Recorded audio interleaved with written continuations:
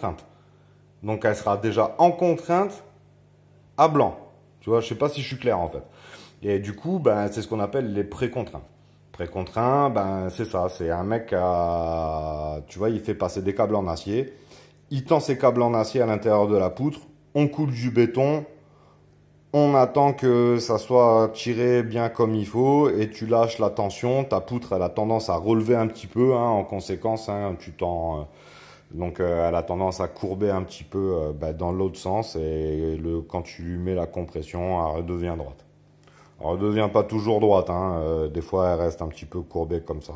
Mais bon, l'avantage du pré-contraint, c'est que ben, ça limite quand même pas mal les aciers.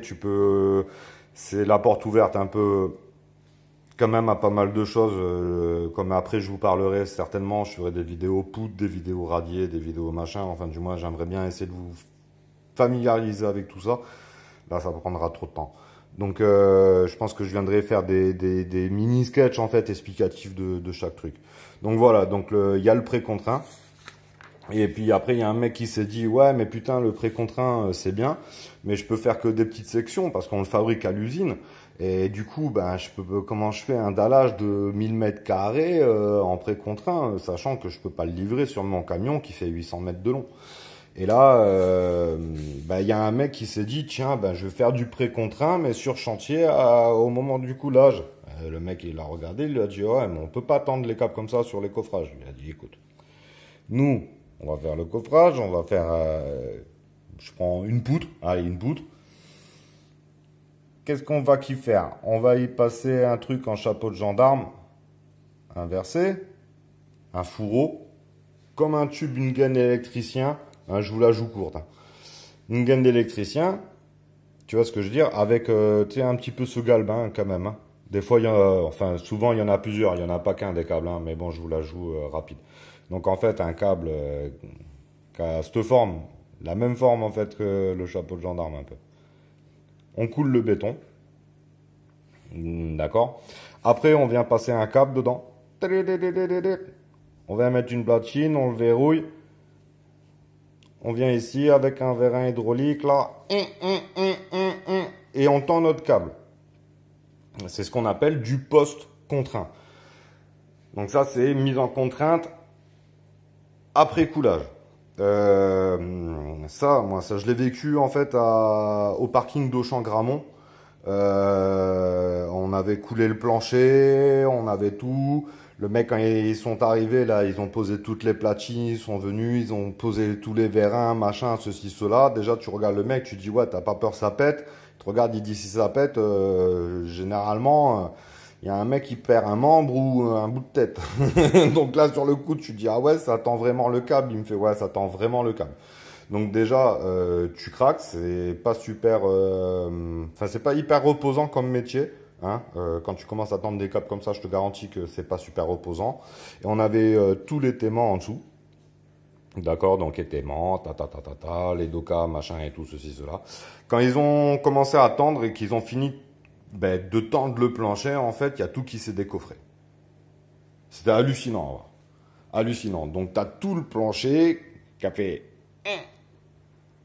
Mais c'était un truc de fou.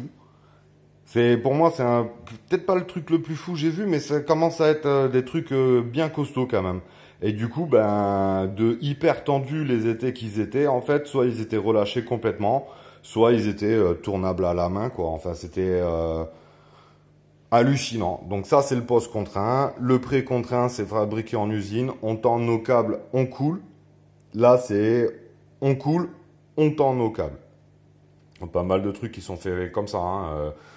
Tout ce qui est certains ponts, pour les tabliers de pont, pour machin et tout, le post-contraint, c'est hyper utilisé. Quoi. Donc, en gros, c'est ça. Là, je vais couper gaz parce que ça fait 50 minutes que ma femme, elle doit se dire, mais putain, ce con, il m'a dit ça va durer 20 minutes. Putain, je savais que j'allais déborder. Donc, je vais couper gaz. J'en ai encore un peu pour vous. Hein. J'avais prévu 2-3 trucs. Là, on va commencer à rentrer dans les trucs un peu plus rigolos. Donc, je vous la fais courte. Notion, densité, acier, con. Là, on va rigoler, con. Là, ça va commencer à être fun. Ouais, j'espère que ça n'a pas été flou toute la vidéo, les gars, parce que je vous avoue que, bah, voilà, j'ai pas trop fait attention à ce que je filmais. J'espère que j'ai été clair. J'espère que vous avez de quoi travailler un petit peu. Si ça vous plaît pas, vous me le dites. Je me casse le cul à parler comme un con à mon téléphone pendant 50 minutes parce que je t'avoue que, bon, moi je suis pas le cabache. Tu vois, je te le dis direct, j'ai du mal. Et j'ai trouvé mon rythme longtemps dans la vidéo par rapport aux autres vidéos. Enfin voilà, hein, je me fie à vous, hein, mes potes de YouTube. Ouais, il m'a fallu du temps avant d'être bien dans le sujet. Et au bout d'un moment, voilà, ça a défilé un peu plus. C'est pour ça que je préférais des lives. Mais bon, des lives apparemment, je vous dis, il faut 1000 abonnés, je peux pas faire ça. Bon, ben voilà. Mais bon, voilà, prochaine fois, on va voir quoi. Notion de densité d'acier.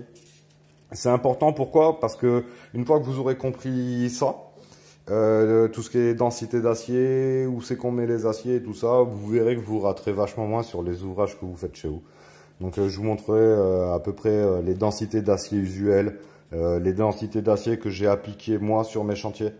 Comme ça au moins vous pourrez vous rendre compte en fait de tiens il a mis ça comme barre, je suis à peu près à tant en densité, s'il y a moins, s'il y a plus.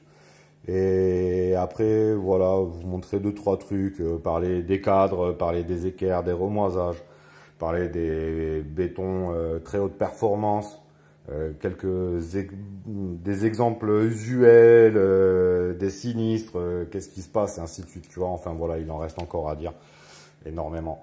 Donc là, c'était juste un petit début, hein, on travaille juste l'étirement, les zones de déformation, où est-ce que je viens mettre ma ferraille. Si vous n'avez pas compris des trucs, je m'en branle. Non, je déconne. Laissez un petit commentaire. J'essaierai de, si j'ai des questions récurrentes ou pertinentes, j'essaierai de les traiter dans la prochaine vidéo.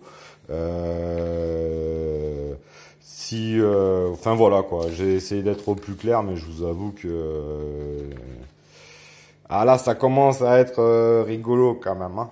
Là, ça commence à être rigolo le béton armé. Quoi. Donc non, ouais, c'est cool.